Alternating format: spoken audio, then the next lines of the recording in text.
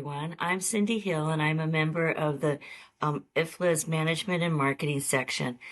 Today, I am going to be talking with Perry Moree because the Management and Marketing section has been celebrating its 25th anniversary, and we have been interviewing people who have been connected with the section for many years and also for their significant contributions. I first met Perry when I started to be active in IFLA, and I was so impressed with the different things that he had been doing with our section and with the organization. So Perry, welcome, and thank you for agreeing to be interviewed today. I'm looking forward to hearing your stories about IFLA and most specifically about the management and marketing section. So what I'd like to do is find out how you first became interested in library work, and then how that led you into IFLA and into the management and marketing section. Okay, I will keep it as short as possible.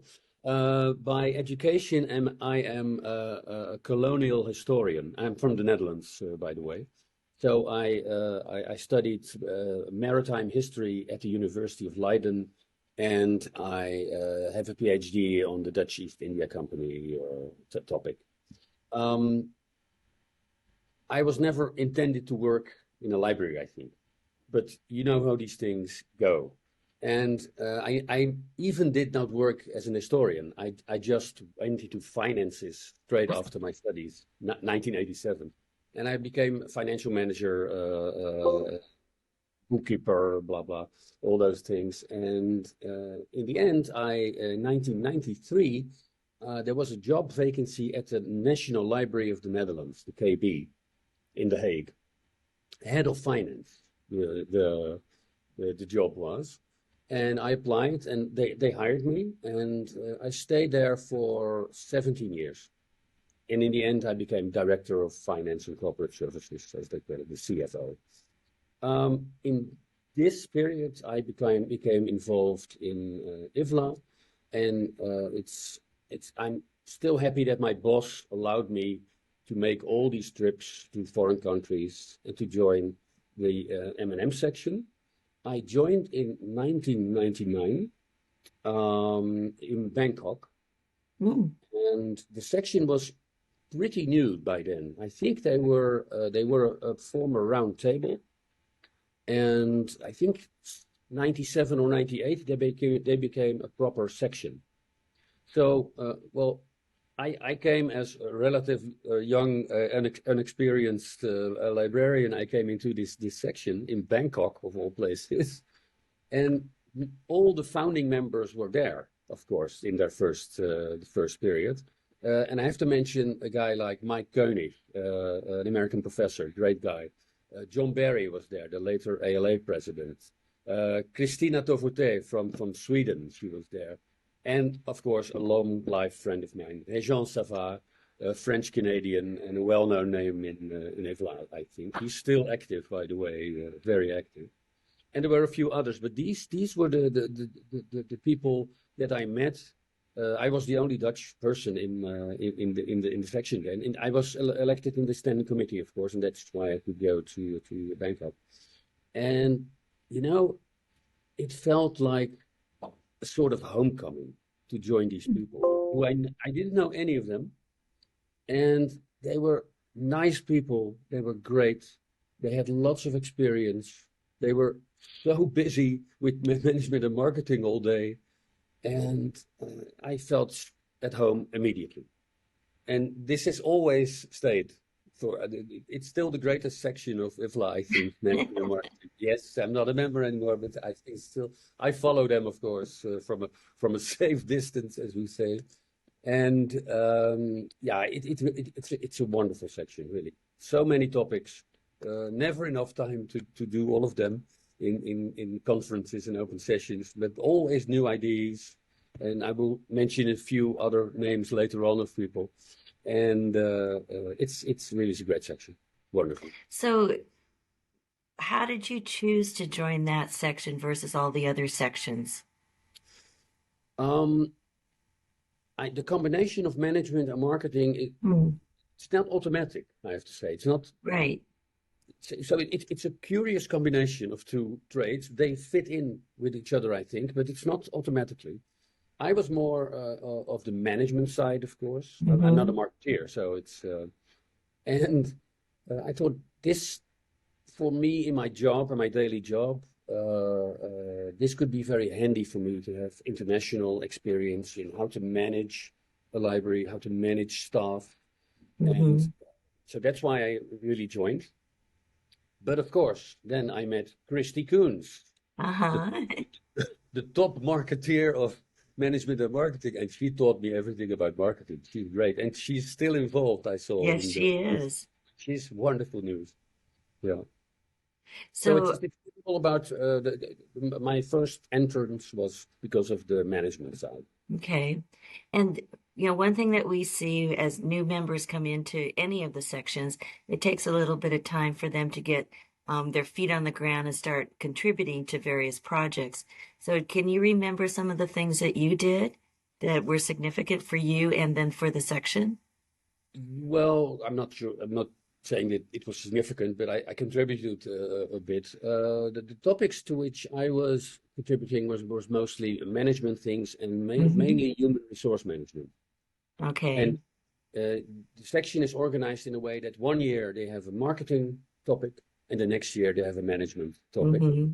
And with those years, with the management topics, I was almost there, always there contributing. And I have to say, this will surprise you. My first lecture I ever gave in for IFLA on the WLIC was in 2001 in Boston, Oh, one great. one of the greatest cities of the US. And it was this is not a lie. It was about the marketing of the National Library of the Netherlands. So Uh-huh. Christy taught me well. Oh, good. So, did you serve on any committees on the in the section, and who were you involved with? I I was secretary and I was chair of the. Hmm. I also was division chair of the section to which management and marketing belonged, and I was involved in the programs basically, the open sessions, and also the wonderful midterms Hmm. M&M always had. So you mentioned that there were other people that impressed you or that you connected with. Who else would that be, and what were they doing? Um, There was a big selection of colleagues from M&M who was involved at the marketing award. Hmm. It's always 6 or 7 people always uh, putting very much time in it. That was really one of our flagship products. Yes. It was great, always great. And so lots of people were involved with that. Not me, but there were people who really made big impressions on me, like Claudia Lux, for example, and she Hmm. was an M&M member, and then later she became president. Antonia Arahova, for example, Right. also secretary and chair, and also later president-elect for the IFLA. And now, of course, the most exciting news was that Leslie Weir is Yes. president-elect and will become president next year. So our influence will be great. If I would say, and that's great to see somebody like Leslie becoming president. That's really great. But there are others also, of course. I have to mention we had always had great chairs like Angels Massissimo from Spain, Marielle de Miribel from France, um, Stefan Waura was the secretary for a long time from the east of Germany. He was Oh. a great guy. And Raymond Bérard was a wonderful chair of the section. He Hmm. unfortunately died at a young age. This was a real shock to all of us. But he was a great guy. And I Um, remember under his chairmanship, we visited Montpellier in France for a hmm. midterm. And this was also a wonderful gathering of people. So, so we're hoping that and expecting that a lot of younger people or new people to IFLA will be listening to these recordings. what would you say to them about getting involved in this section and any section? What would be your advice? Okay, well, let me first remark that we met in Rotterdam in 2023 when Yes, we did. finally there was a proper conference, and I visited, of course, the meeting of the Management and Marketing Standing Committee, and I was so surprised to see that there were so many young people there. So this is a good sign. And I also noted that the new chair is also Dutch, of which Yes, I'm very proud of course.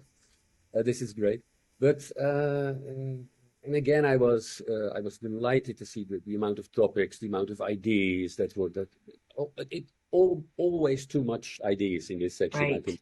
I can tell you. You know this, of course. And well, why should young people be interested in IFLA or even in this section? Uh, it's good as a young librarian if your boss allows you, of course, Hmm. to attend those conferences. It's very good to be involved with some experienced people Yes. and to learn. This is exactly what I did. I came in with a blank blank mind, I have to say. It, and I was involved immediately with these, but also because of the well, like I said, these are kind people, experienced people, and if I look at the section now, it's the same. It's other people, of course, but Right.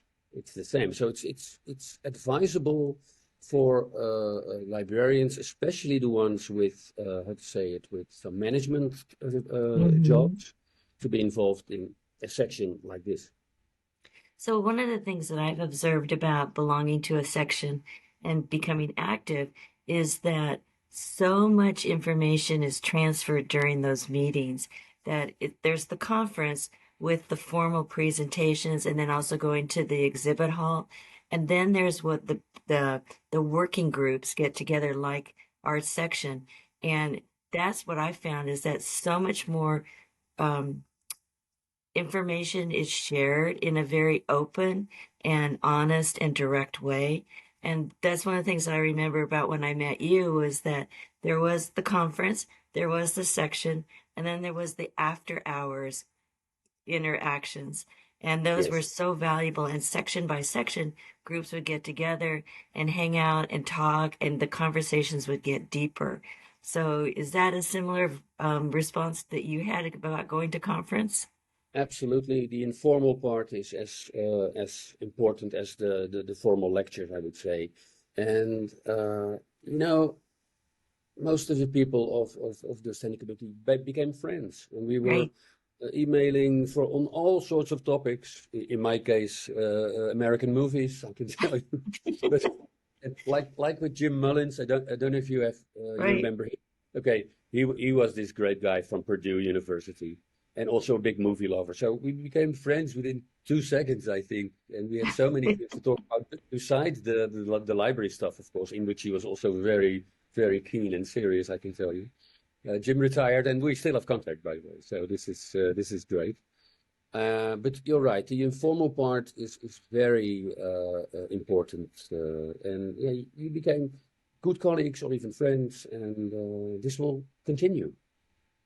And And it's not so just the one conference in a year; it's throughout the whole year. that's a yes, thank you for saying that. That's a really good point about going to, and now that we have virtual meetings, it's easier to connect over time zones and Yes, geography. Makes a big yes. difference. Um, so during your involvement with M&M, was there ever any pressure from your employer, from your job about, mm, I need you here. Don't go to the conference. Or did they encourage this? Uh, at first, I think my boss doubted a little bit because of the expenses. Mm, It's international travel, which is of course costly. But there were a few other colleagues of the National Library of the Netherlands who were allowed to go, and we always had to, in our management team, we had to present mm-hmm.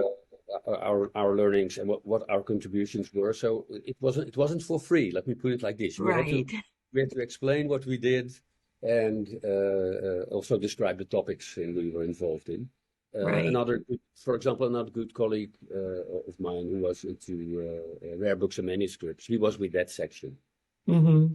And so we had all sorts of different topics to So report different on. perspectives. Yes, Yeah, you brought home different information. yes, absolutely. I do remember the first time I came back from conference, and I was explaining to my manager all the different things I had learned on an international basis versus a national myopic basis, and it was an eye opener for that individual. So it became easier the next year and the following years to explain why I'm leaving for a week. Yep, yep. There's somebody who I forgot to mention, by the way, another American knife in this case. This is the legendary Nancy Gwynn, Yes, which with whom I was also very close before she retired, of course. right. And I remember a wonderful midterm organized by her completely and her husband in Washington D.C. Visiting the Yes. Smithsonian, all the special collections there we could see, and it was truly amazing, I have to say. Yeah. And her husband is a librarian too. And Yes, so I Library of was, Congress. yeah, and Yes, I was at that meeting I was just overwhelmed with all all the projects that they had going and their deep understanding of all the libraries around the nation. It was very, very impressive. yes, yes, Yeah, absolutely. so that says a lot about our midwinter meetings, which not all sections have.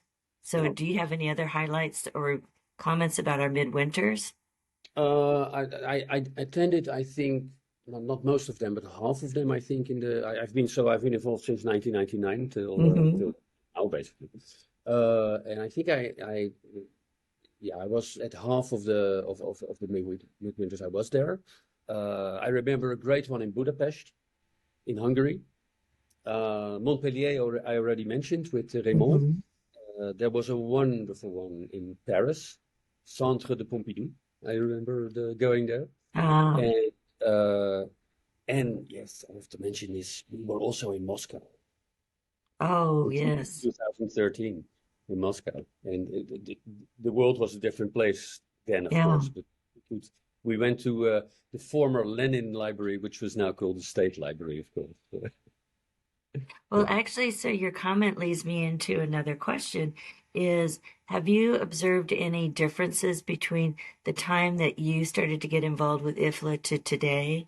You know, how has the association changed or the section changed? Well, yeah, I think the world has become a bit more uglier place, to be Mm, honest. I remember the discussion about can we allow Russians to come to our conference, for example, because right. of the Ukraine situation, which is understandable, but it's this sort of discussions which we in my days, as I can say, We never they never had. did that, tell you. Yeah. Yeah. Yeah, it's a difficult situation that we have right now with the political climate around the world. Yes, and also the Palestinian-Israeli Right. situation. Oh, no doubt there will be discussion on that one. Right. Um, yes, and I always think that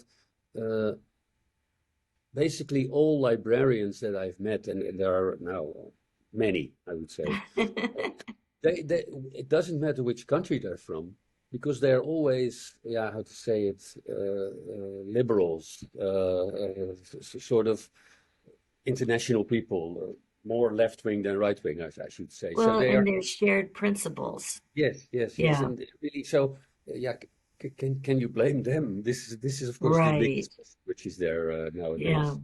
How can we Yeah. keep the library information principles separate from what's happening around the world and Yes, still and continue to work together?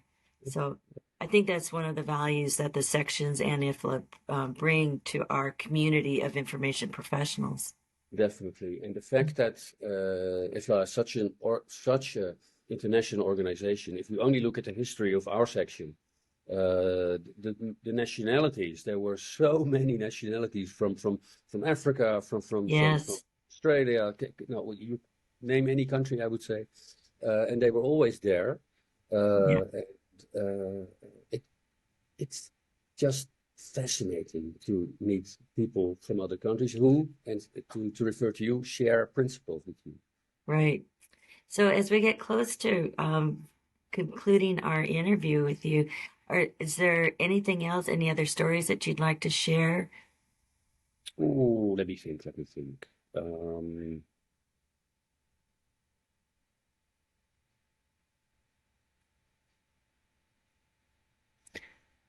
Well, there was one, there was one thing, maybe I shouldn't mention it, but I became chair all of a sudden. I was secretary and then I became chair. And I'm sort of, how to say it, when I'm chairing, I don't have much patience, to be honest. Come on, come on, come on, those sort of things. And I'm not going to mention names, but the previous chairs, the standing committee meeting on a midterm was 2 days, 2 full days. Uh-huh. And I remember that was the year 2012. We were in Paris, like I said, in the Centre de Pompidou. And well, we were gathering on Friday and then Saturday. So 2 full days we had booked a room in that enormous library in Paris. And I was sort of chasing everybody, like, come on, next one, etc. And we finished on Friday. Oh my. So that is the one day everybody was happy with me because they had a free day in Paris. See, your management style came to benefit everybody. Yes, let's hope so, yeah.